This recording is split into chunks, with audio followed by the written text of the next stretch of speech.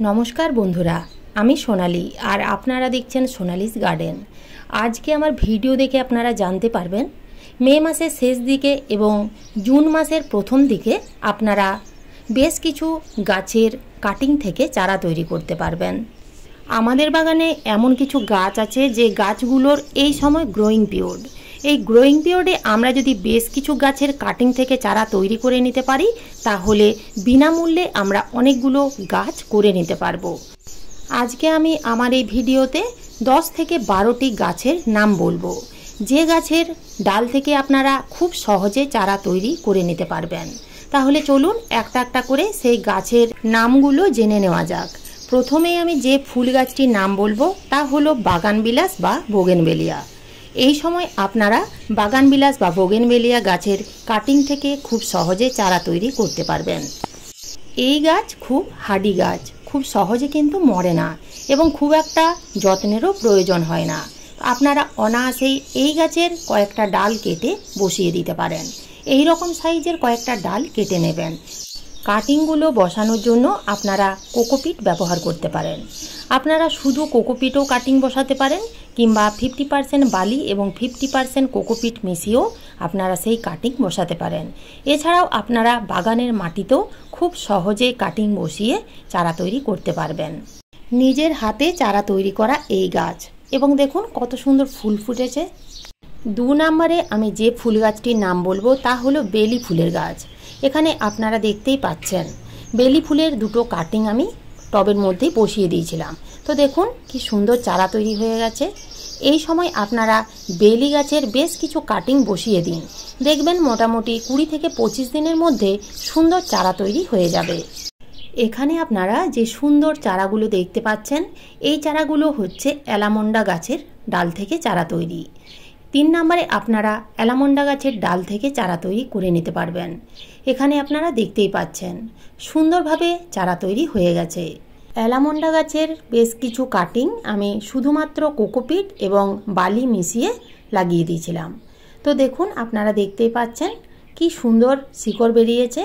তো এইভাবে আপনারা এই সময় অ্যালামন্ডা গাছের ডাল থেকে চারা তৈরি করে নিন।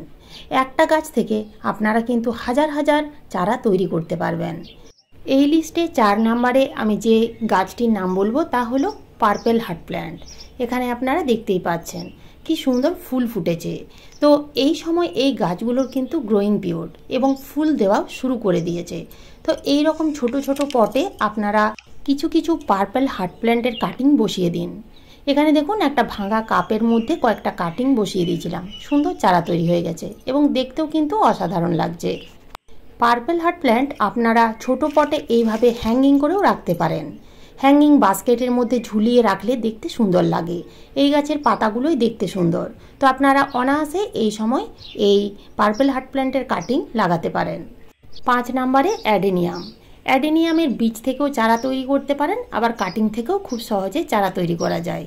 এখানে আপনারা দেখতেই পাচ্ছেন ছোট্ট একটা প্লাস্টিকের বাটির মধ্যে কতগুলো অ্যাডেনিয়ামের চারা বড় হচ্ছে। এটা হচ্ছে ডাল কাটিং থেকে চারা তৈরি। তো আপনারা কিন্তু অনায়াসে কাটিং থেকেও চারা তৈরি করতে পারেন। এই বছর এই ছোট্ট চারাটি থেকেও কিন্তু সুন্দর ফুল ফুটেছিল এবং দেখুন আরও সাইড দিয়ে বেশ কিছু ডাল বেরিয়েছে। এই সময় আপনারা ড্রেসিনা গাছের কাটিং থেকে সহজেই চারা তৈরি করে নিতে পারবেন। এখানে আপনারা দেখতেই পাচ্ছেন প্লাস্টিকের প্যাকেটের মধ্যে আমি কাটিং বসিয়েছি এবং দেখুন কি সুন্দর চারা তৈরি হয়েছে। এই সময় আপনারা পর্তুলাকা বা টাইম ফুল বা মস রোজ ফুল গাছের কাটিং থেকে চারা তৈরি করতে পারবেন। মাত্র 5 থেকে 6 দিনের মধ্যে এই গাছের ডাল থেকে চারা তৈরি হয়ে যাবে। বন্ধুরা এগুলো হচ্ছে রিহো বা রোহিও প্ল্যান্ট। এগুলো কিন্তু খুব সহজে মরে না। এই গাছ যদি আপনারা একবার লাগাতে পারেন তাহলে আপনাদের বাগান থেকে কিন্তু এই গাছ আর যাবে না। এগুলো হচ্ছে ওয়ান্ডারিং জিউ। এই গাছগুলো কিন্তু খুব সহজেই চারা তৈরি হয়ে যায়, দেখতেও অসাধারণ লাগে। এই সময় আপনারা কাঞ্চন ফুল গাছের ডাল থেকে চারা তৈরি করে নিন। বালি মাটি মিশিয়ে সেই মিডিয়াতে আপনারা কয়েকটা কাটিং পুঁতে দিন, দেখবেন কিছুদিনের মধ্যেই খুব সহজেই কিন্তু চারা তৈরি হয়ে যাবে। এই সময় আপনারা স্থলপদ্ম গাছের কাটিং বসাতে পারেন। কোকোপিট কিংবা 50% মাটি বালি তার সাথে সামান্য একটু কোকোপিট মিশিয়ে আপনারা সুন্দর কাটিং বসিয়ে চারা তৈরি করে নিন। খুব সহজেই এই গাছের ডাল থেকে এখন চারা তৈরি হয়ে যাবে। আপনারা এখানে দেখতেই পাচ্ছেন কি সুন্দর নতুন নতুন পাতা গজিয়েছে। তাছাড়াও আপনারা এই সময় মানি প্ল্যান্ট গাছের ডাল থেকেও চারা তৈরি করতে পারবেন। এই সময় এই সকল গাছের গ্রোয়িং পিরিয়ডে খুব তাড়াতাড়ি চারা তৈরি হয়ে যায়। আপনারা এখানে দেখতেই পাচ্ছেন মানি প্ল্যান্ট গাছ কি সুন্দর বড় হচ্ছে। তো আপনারা জলের মধ্যে রেখেও কাটিং থেকে চারা তৈরি করতে পারেন, আবার মাটিতে পুঁতে দিলেও খুব সহজে চারা তৈরি হয়ে যায়। এই কাটিংটা হচ্ছে স্নেক প্ল্যান্টের একটা ভ্যারাইটি। আপনারা এখানে দেখতেই পাচ্ছেন ছোট্ট একটা কাটিং মাটিতেই বসিয়ে দিয়েছি। তো দেখুন কি সুন্দর চারা তৈরি হচ্ছে। এই সময় আপনারা জবা গাছের ডাল থেকে চারা তৈরি করতে পারবেন। জবা গাছের কাটিং থেকে চারা তৈরি করার জন্য আপনারা কোকোপিট ব্যবহার করতে পারেন। কোকোপিট যদি না থাকে কোনো দরকার নেই, 50% বালি এবং 50% মাটি মিশিয়ে সেই মিডিয়ামে আপনারা কয়েকটা কাটিং বসিয়ে দিন, দেখবেন 15 থেকে 20 দিনের মধ্যে চারা তৈরি হয়ে যাবে। সবশেষে যে গাছটির নাম বলবো তা হলো জেড প্ল্যান্ট। এই সময় আপনারা জেড প্ল্যান্টের কাটিং বসিয়ে দিন, খুব সহজে চারা তৈরি হয়ে যাবে। আমি কয়েকদিন আগেই আপনাদের সাথে একটা ভিডিও শেয়ার করেছিলাম, তাতেই আমি কয়েকটা কাটিং লাগানোর প্রসেস দেখিয়ে দিয়েছি। সেইভাবে যদি আপনারা কয়েকটা কাটিং বসিয়ে দিতে পারেন তাহলে আপনারা অনায়াসে ফ্রিতে প্রচুর গাছ পেয়ে যাবেন। তো এই ছিল আজকের আমার এই ভিডিওটি ভালো লাগলে একটা লাইক অবশ্যই দেবেন, কমেন্ট করতে ভুলবেন না। নতুন বন্ধুরা আমার চ্যানেলটিকে সাবস্ক্রাইব করে পাশে থাকার অনুরোধ রইল। ধন্যবাদ।